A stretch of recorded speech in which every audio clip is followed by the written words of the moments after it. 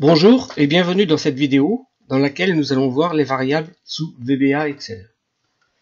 Les variables servent à stocker en mémoire des informations dans les procédures. Elles sont définies par un nom qui ne doit pas commencer par un chiffre et ne doit pas contenir d'espace. Créons un tableau dans notre feuille Excel avec les titres nom, prénom, âge. Ajoutons une ligne. Martin,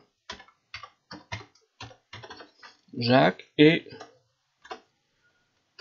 43 ans. Allons dans Visual Basic et insérons un nouveau module. Une ligne option explicite apparaît en haut de notre feuille. Cette ligne est automatiquement ajoutée au début de chaque feuille si le paramètre déclaration des variables obligatoires est coché dans les options de Visual Basic. Créons une procédure sub, que l'on peut appeler les variables. On va supprimer la ligne option explicite, de telle sorte à ne pas avoir à déclarer nos variables. Si on veut mettre en mémoire dans une variable que l'on nommera nom la valeur de la cellule A2, on écrira nom égale range de A2. Ajoutons une fonction messagebox pour voir le résultat. Messagebox de nom. Exécutons la procédure. Notre variable nom a bien pris comme valeur la valeur de la cellule A2. Les variables sont libérées de la mémoire à la fin des procédures. Remettons la ligne option explicite. Si on exécute de nouveau la procédure, une alerte nous informe que nos variables ne sont pas définies. Une variable se déclare par le mot dim, D-I-M, suivi du nom de la variable. Notre première variable, on va l'appeler nom. Personnellement, je déclare le nom des variables en nom propre. Ainsi, lorsque j'appelle cette même variable dans les procédures, je les écris en minuscules et VB change automatiquement la casse, ce qui permet de vérifier que la saisie de la variable est correcte. Dans notre cas, on voit que notre variable nom est écrite en nom propre partout où elle est appelée. Notre tableau contient 3 colonnes. Pour mettre en mémoire notre valeur, on va donc créer 3 variables. Une variable nom, une variable prénom, une variable âge. On remarque que nos 3 valeurs ne sont pas du même type. Le nom et le prénom sont des chaînes de caractères et l'âge un entier. On va donc donner un type à nos variables. Ce n'est pas obligatoire mais nécessaire pour éviter de charger en mémoire nos informations. En effet, un espace mémoire différent est attribué pour chaque type de variable. Une variable contenant une chaîne de caractères est de type string et une variable contenant un entier est de type byte, integer ou long selon sa valeur maximale. Une variable de type byte ne doit pas contenir un nombre supérieur à 255. C'est ce type que l'on va définir pour notre variable âge. On définit un type à une variable par le mot as. La première variable est de type string, as string. Notre deuxième variable, le prénom, est également de type string, une chaîne de caractères.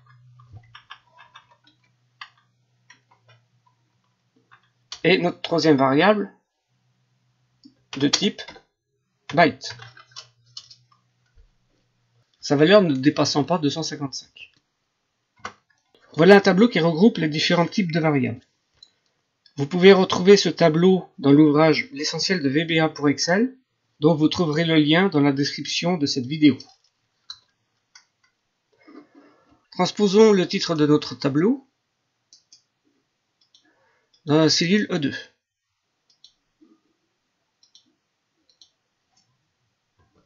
L'exercice consistera à placer dans la colonne F le nom, le prénom et l'âge de la ligne 2 du tableau.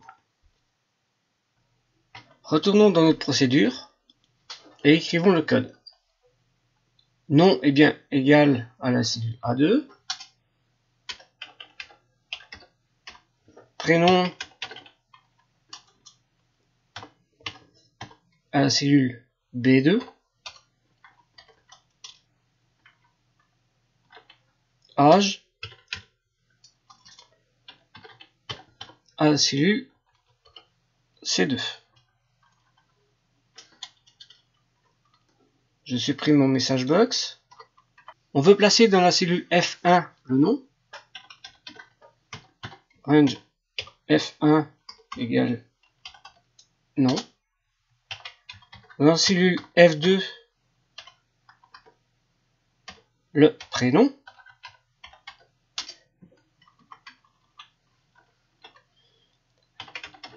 Et dans la cellule F3, l'âge. Testons notre procédure. Elle s'exécute correctement. On voit que nos variables ont bien pris les bonnes valeurs.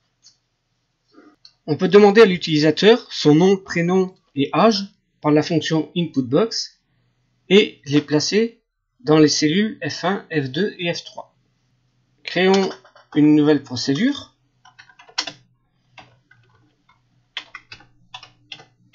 Que l'on peut appeler mes variables 2. On va définir les variables telles que dans la première procédure. On va ensuite insérer nos fonctions inputBox dont les valeurs seront contenues dans nos variables. Ma variable nom contiendra la valeur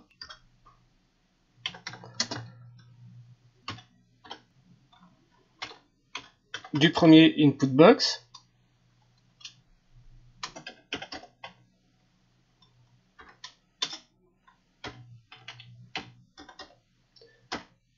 prénom,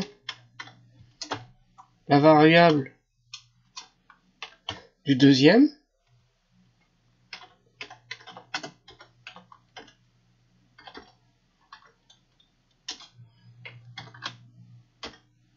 et âge,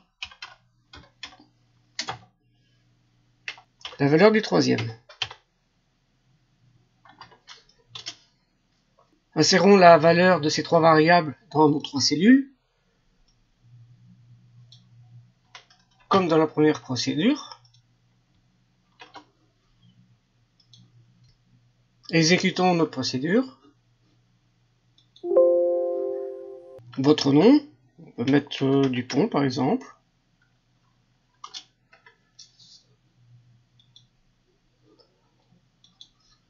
Le prénom, Hervé. L'âge, 35. La valeur de nos trois inputBox ont bien été récupérées dans nos variables et saisies dans les cellules F1, F2 et F3. On peut définir un nombre de caractères au type string par la touche étoile suivi du nombre de caractères. Si ce nombre est supérieur au nombre de la chaîne de caractères, des espaces seront ajoutés. S'il est inférieur, la chaîne de caractères est alors tronquée. Dans notre première procédure, considérons que la variable nom doit contenir 5 caractères. On va ajouter à sa déclaration étoile 5. Testons la procédure.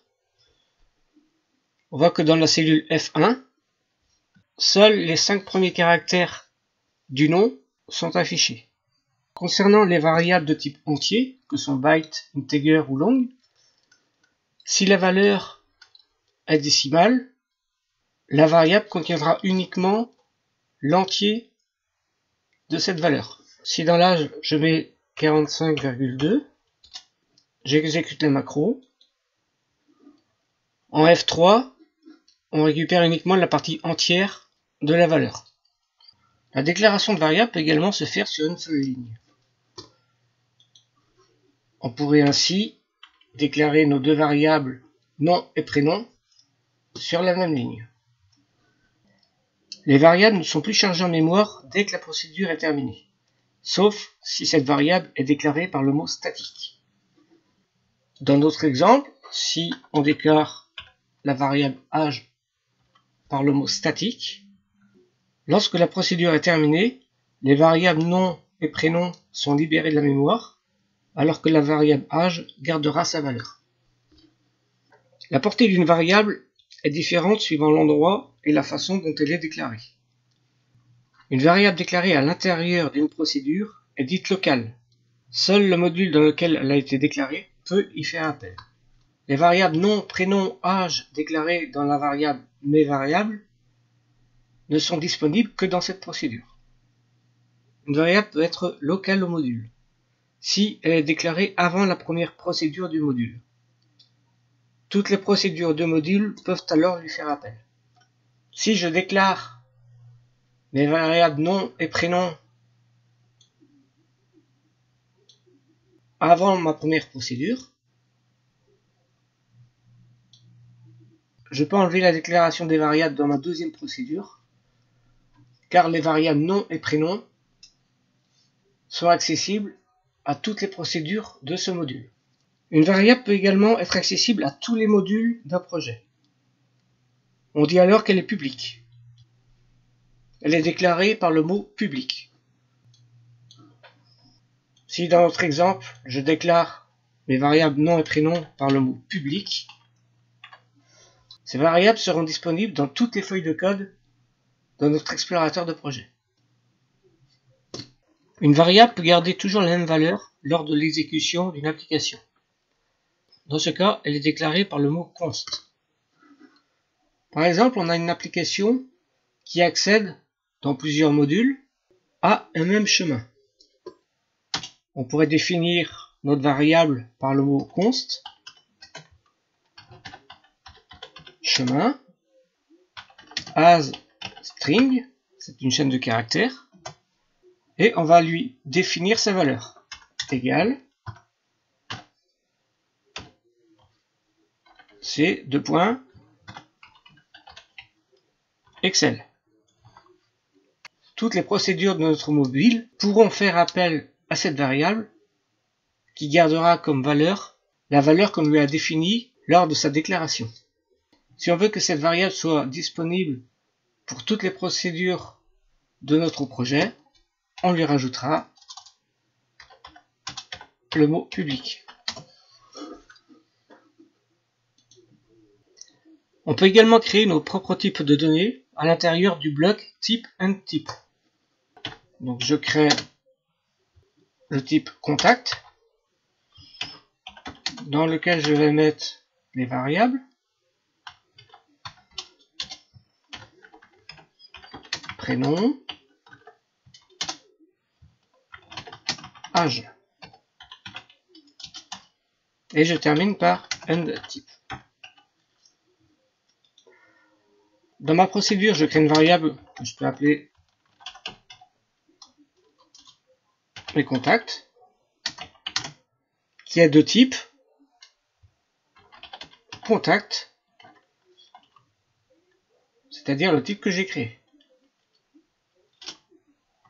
Je fais appel à ces éléments, mais contact.nom égale range A2 et contact.prénom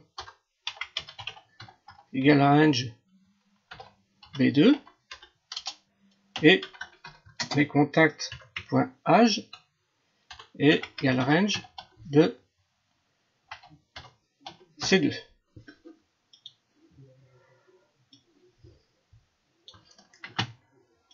Je fais un copier-coller.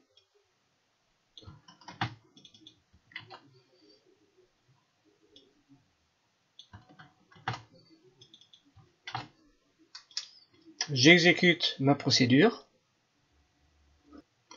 Les cellules F1, F2, F3 prennent les valeurs des cellules A2, B2, C2. Les variables peuvent également faire référence à des objets, comme des cellules, des feuilles de calcul, des graphiques, des classeurs, etc. Elles sont déclarées de la même façon qu'une variable normale. Dans la procédure, déclarons 3 variables de type range, faisant référence à des cellules. Dim, ma cell 1, as range, virgule, ma cell 2, as range, virgule, ma cell 3, as range. Pour chacune des variables, on va lui affecter une cellule par le mot set. Set ma cell 1, range A2.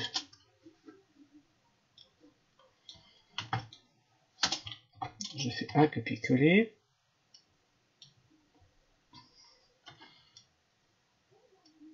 Pour attribuer les deux autres variables, B, C.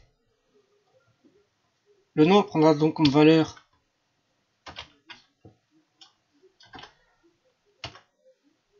ma cell 1 point value.